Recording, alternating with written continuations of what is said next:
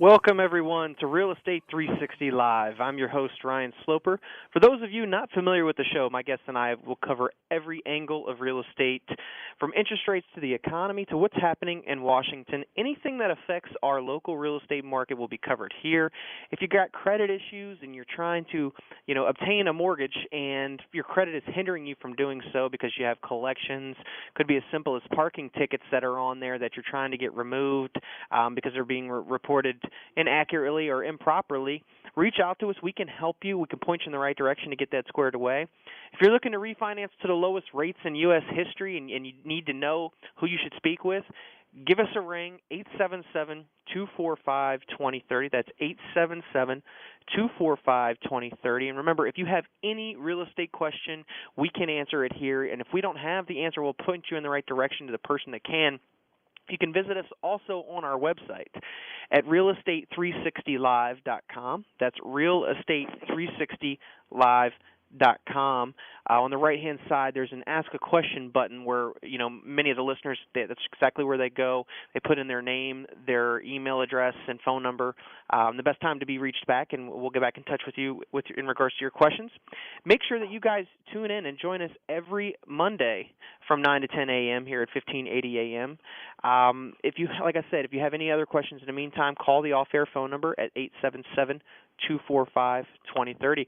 Remember, if it's real estate, it's covered here. We got a great show lined up for you guys today.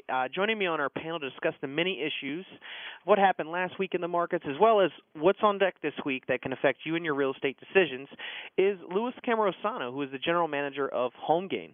Louis is often cited in the media as an industry expert in the Wall Street Journal, Forbes, CNN Money, Fox Business, Smart Money, MSN, and numerous others. Louis, how you doing today, buddy? I'm doing grand, Ryan. How are you? Good morning. Good morning. I'm doing well. I want to jump right in. I think that, as we head towards, the end of this year, much of the talk and much of the media has been covering the so-called fiscal cliff and what the implications of that are. If we, are we going to go over the cliff? Probably not, but if we did, what would happen? And if we don't, what would happen? So I want to kind of speak with you and get your thoughts on, okay, so here we are basically almost the beginning of December. Congress, they supposedly are working on some plan to get something ironed out. What do you think the prospects of them actually coming up with a plan before the end of the year? And if they do come up with a plan, what do you think it would be? Well, I think they will come up with a plan. They talk about the fiscal cliff. We've already gone off the cliff. They just don't want to pull the parachute. I mean, we talk about this week in and week out. There's $16 trillion deficit. There's $85 trillion in unfunded liabilities. Those are staggering amounts that no amount of taxes will pay, and no amount of growth will be able to pay off through growing a way out of it.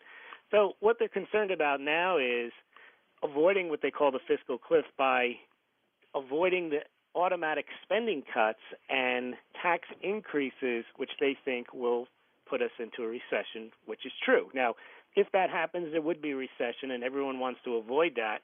But that's like trying to avoid the cure, because we really need that recession to flush out all the excess spending we have and to get back on solid footing. They have no interest in doing that whatsoever, so they will come up with something, and they'll come up with something that'll be political, but it won't really solve the problem, but the markets will cheer that. So right now, what most people don't realize is that the revenues from the government don't even come from taxes anymore in the large amount. Most of it comes from borrowing in the issuance of Treasury bills. And now that lending has been cut off by the Chinese and the Japanese, and the Fed now does the borrowing or the purchasing. They purchase 75% of the bonds now that are recently being issued, which means they just print the money out of thin air in order to continue the government spending.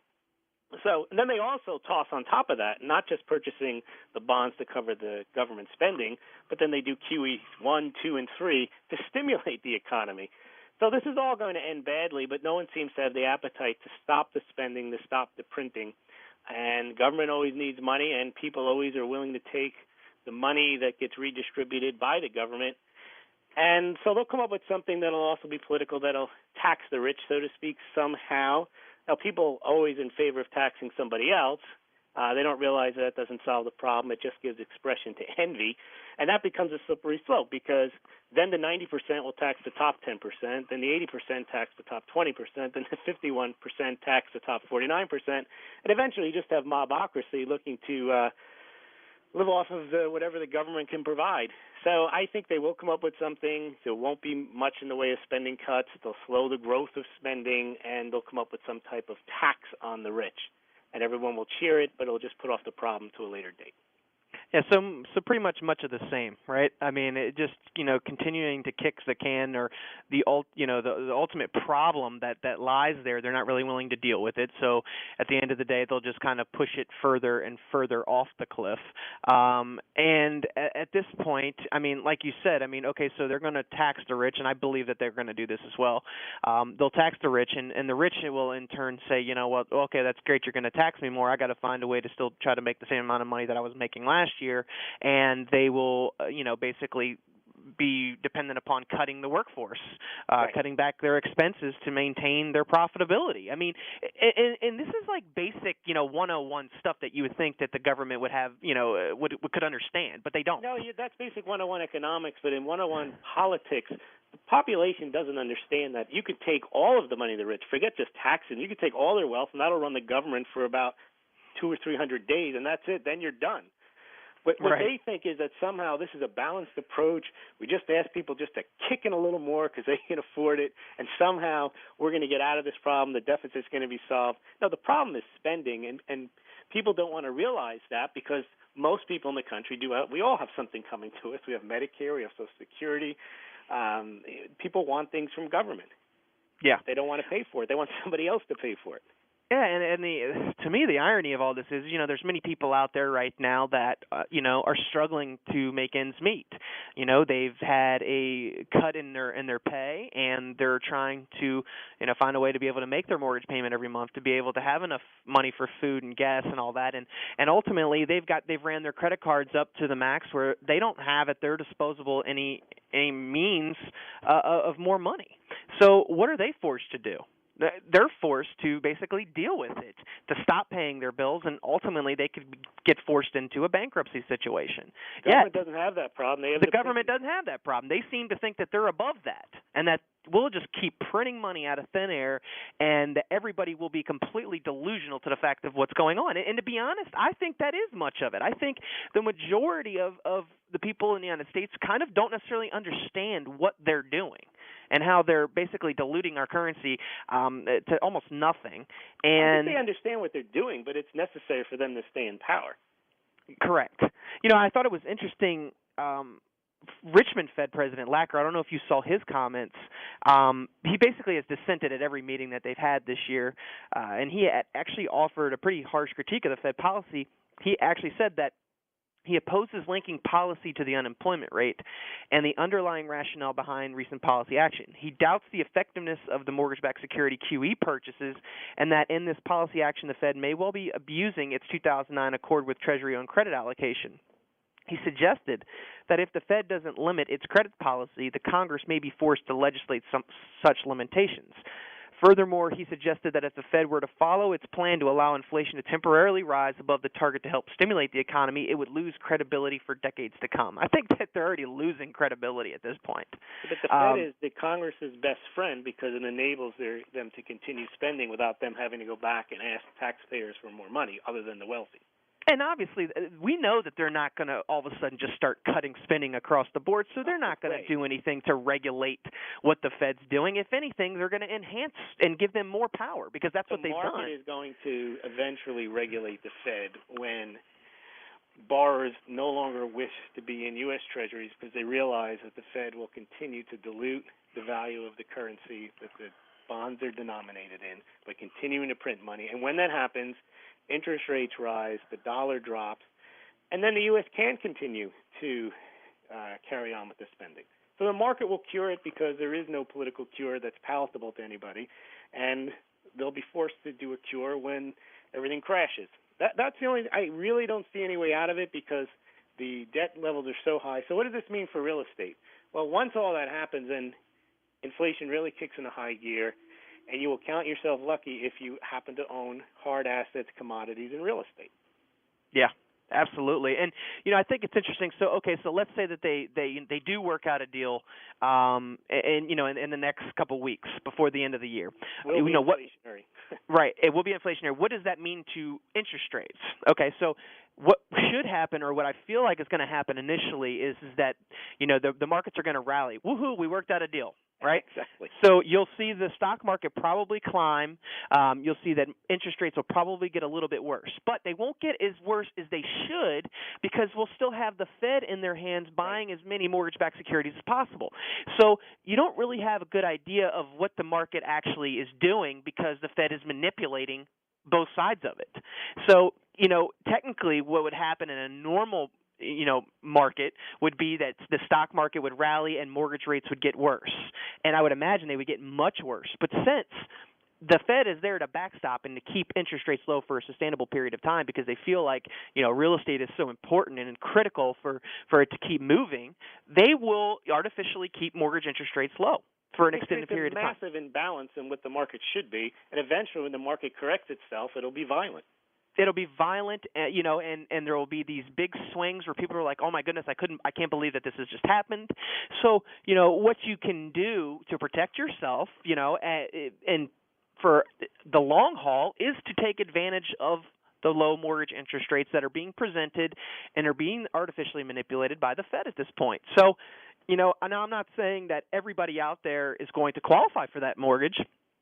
But if you can do your best to try to put yourself in a position to be able to take out a mortgage, I would do so, because the interest rates in the 3% range, depending upon what your qualifications are fantastic rates. And do I see them staying, in this 3% range for like the next 5 to 10 years? Absolutely not. As you suggested, Louis, there can be very violent swings in the market.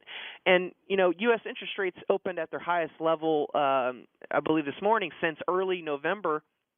And last week, rates increased there were better equity markets in the U.S. and Europe, and there were strong estimates of strong retail spending over the Thanksgiving weekend.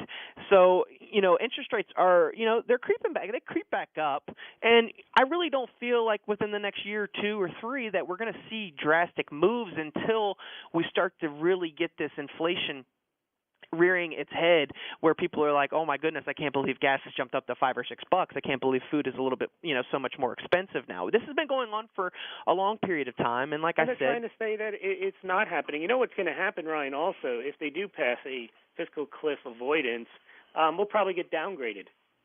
Oh, absolutely. Great, we'll get downgraded, and that could cause a drop in the dollar and could cause a forced rise in the interest rates. Yeah, I mean, I agree with you, and I wouldn't be shocked if that doesn't happen, right after, once they work this deal out, because, I mean, like you said, I mean, if you're not willing to look at the spending, if you're not willing to make drastic cuts across the board in spending, it doesn't matter what you do with taxes. You can tax the rich all you want. Ultimately, they have a spending problem. They've had a spending problem for a long time. It's finally reached a point where basically there's no return.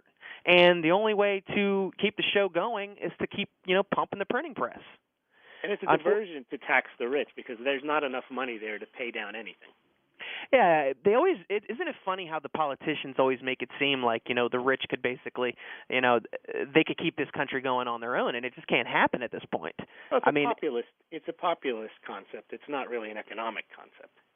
Right, and like I had mentioned before, just from companies in the Northern Virginia, Washington, D.C. metropolitan area right now that are, unsure about what's going to go on with the tax, or the Bush tax cuts going to get extended, or are they not.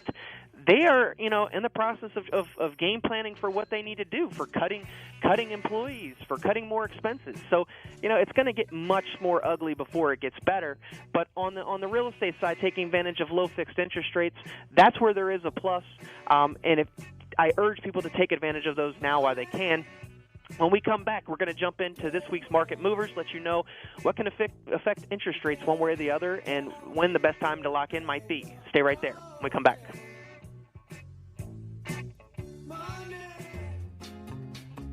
Are you or someone you know looking to buy or sell a home? When you use a HomeGain Realtor to buy or sell a home, you can get $150. Visit homegain.com and click on the Promo 150 banner at the top of the page to get started. Compare HomeGain Realtors and choose your favorite. Complete your home purchase or sale transaction with a HomeGain Realtor, and HomeGain will pay you $150. Get started today by going to homegain.com. You're listening to Real Estate 360 Live with Ryan Sloper, the trusted name in real estate radio.